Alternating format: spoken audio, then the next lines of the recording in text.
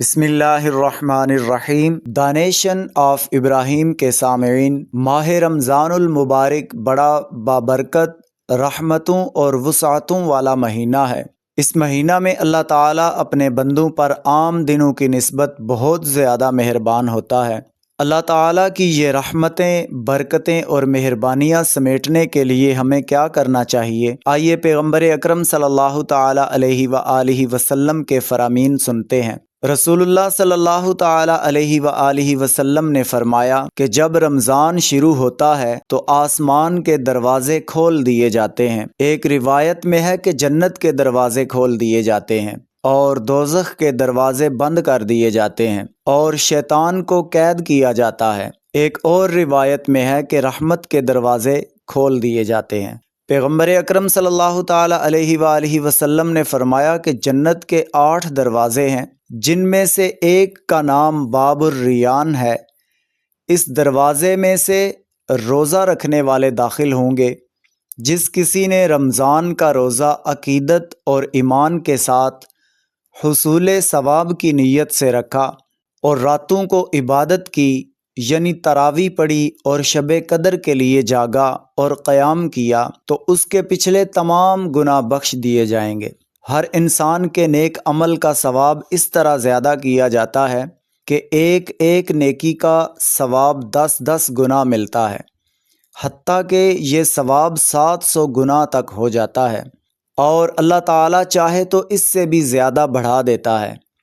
اللہ تعالیٰ نے فرمایا کہ روزہ کا ثواب اس سے بھی بالا تر ہے، اس لیے کہ روزہ تو صرف میرے لیے ہے، یعنی اس کو بندہ صرف میری رضا کے لیے رکھتا ہے اور میں ہی اس کا اجر دوں گا۔ روزہ دار اپنی خواہشات اور کھانا پینا صرف میری خوشی کے لیے چھوڑتا ہے، اور روزہ دار کو 2 خوشیاں حاصل ہوتی ہیں، ایک خوشی روزہ کے افطار کے وقت اور دوسری خوشی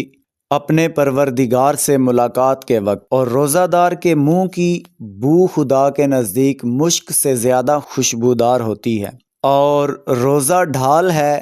کہ اس کے سبب بندہ دنیا میں شیطان کے شر سے محفوظ رہتا ہے اور آخرت میں دوزخ کی آگ سے۔ اور جب تم میں سے کسی کا روزہ ہو تو وہ نہ تو فحش باتیں کرے اور نہ بےہودگی سے چلائے، اور اگر اس کو کوئی برا کہے یا اس سے کوئی لڑنے کا ارادہ کرے تو وہ اس سے کہہ دے کہ میں روزہ دار ہوں، میرا کسی کو برا کہنا یا لڑنا درست نہیں ہے۔ رسول اللہ صلی اللہ تعالیٰ علیہ وآلہ وسلم نے فرمایا کہ جب رمضان کی پہلی رات آتی ہے تو شیطان اور سرکش جن قید کیے جاتے ہیں اور دوزخ کے دروازوں کو بھی بند کر دیا جاتا ہے، اور نہیں کھولا جاتا دوزخ کا کوئی دروازہ، اور جنت کے دروازے کھولے جاتے ہیں اور اس کا کوئی دروازہ بند نہیں کیا جاتا۔ اور ایک اعلان کرنے والا یہ اعلان کرتا ہے کہ اے نیکی کے طالب، متوجہ ہو نیکی کی طرف، اور اے برائی کا ارادہ رکھنے والے،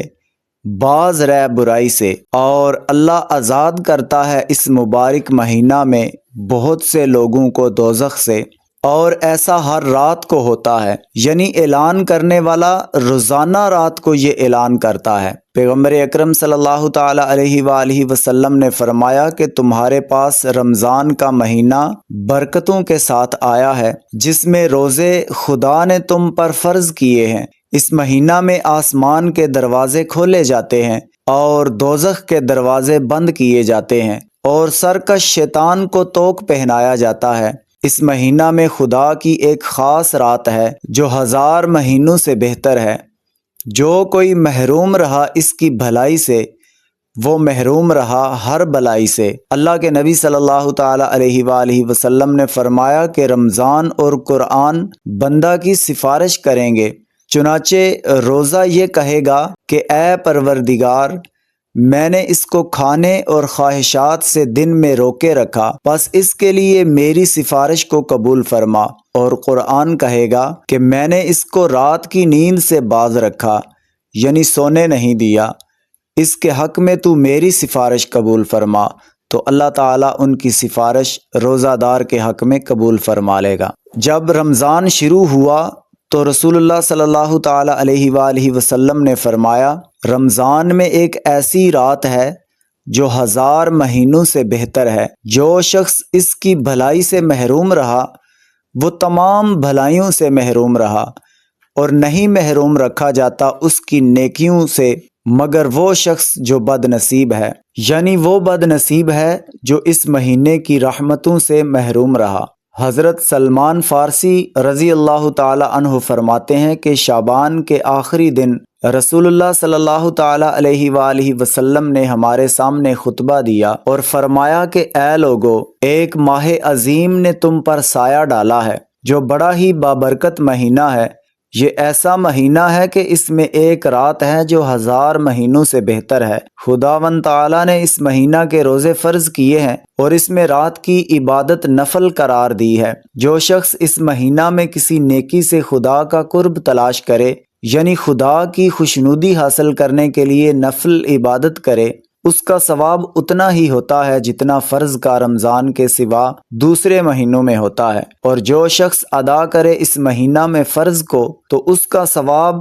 اتنا ہوتا ہے جتنا رمضان کے سوا دوسرے مہینوں میں 70 فرض ادا کرنے کا، یعنی رمضان میں نفل کا ثواب فرضوں کے برابر ہو جاتا ہے اور ایک فرض کا ثواب 70 گنا بڑھ جاتا ہے، یعنی 70 فرضوں کے برابر ہو جاتا ہے۔ اور یہ مہینہ صبر کا مہینہ ہے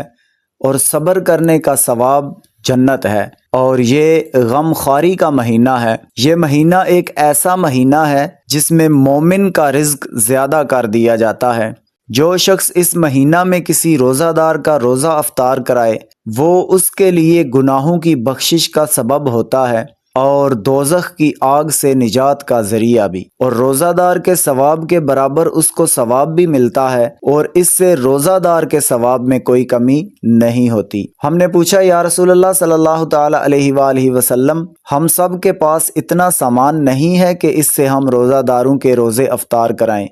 آپ صلی اللہ تعالی علیہ وآلہ وسلم نے فرمایا،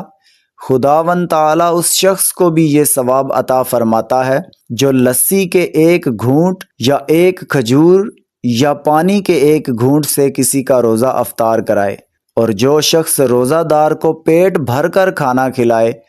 اس کو اللہ تعالیٰ میرے حوض کوثر سے ایسا سیراب کرے گا کہ پھر کبھی اس کو پیاس نہ لگے گی یہاں تک کہ وہ جنت میں چلا جائے گا۔ اور یہ مہینہ ایک ایسا مہینہ ہے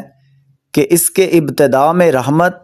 درمیان میں مغفرت اور آخر میں دوزخ سے نجات ہے، اور جس کسی نے اس مہینہ میں اپنے روزہ دار غلام سے کم کام لیا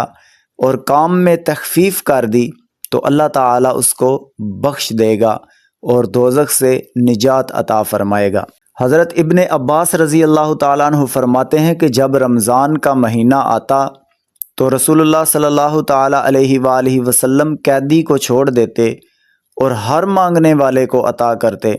حضرت ابن عمر رضی اللہ تعالی عنہ فرماتے ہیں کہ نبی صلی اللہ تعالی علیہ وآلہ وسلم نے فرمایا ہے کہ رمضان کے لیے بہشت آراستہ کی جاتی ہے، یعنی جنت کو سجایا جاتا ہے شروع سال سے آخر سال تک۔ آپ صلی اللہ تعالی علیہ وآلہ وسلم نے فرمایا جب رمضان کا پہلا دن ہوتا ہے تو عرش الہی کے نیچے جنت کے درختوں کے پتوں سے حور عین پر ہوا چلتی ہے، وہ کہتی ہے اے پروردگار اپنے بندوں کو ہمارا شوہر بنا دے کہ ان کی لذت صحبت سے ہماری آنکھیں ٹھنڈی ہوں اور ان کی آنکھیں ہماری مجالست کی لذت سے ٹھنڈی ہوں۔ حضرت ابو ہریرہ رضی اللہ تعالیٰ عنہ فرماتے ہیں کہ رسول اللہ صلی اللہ تعالیٰ علیہ وآلہ وسلم نے فرمایا کہ بخشش کی جاتی ہے امت محمدیہ کے لیے، یعنی ان لوگوں کے لیے جو روزہ دار ہیں۔ دی نیشن آف ابراہیم کے سامعین،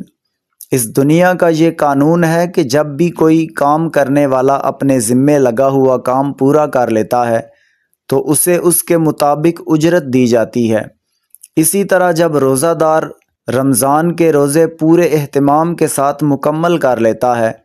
تو روزے فرض کرنے والا مالک رمضان کی آخری رات کو اپنے روزہ دار بندوں کو فوراً اس کا اجر دے دیتا ہے، اور اس کا اجر اتنا زیادہ ہوتا ہے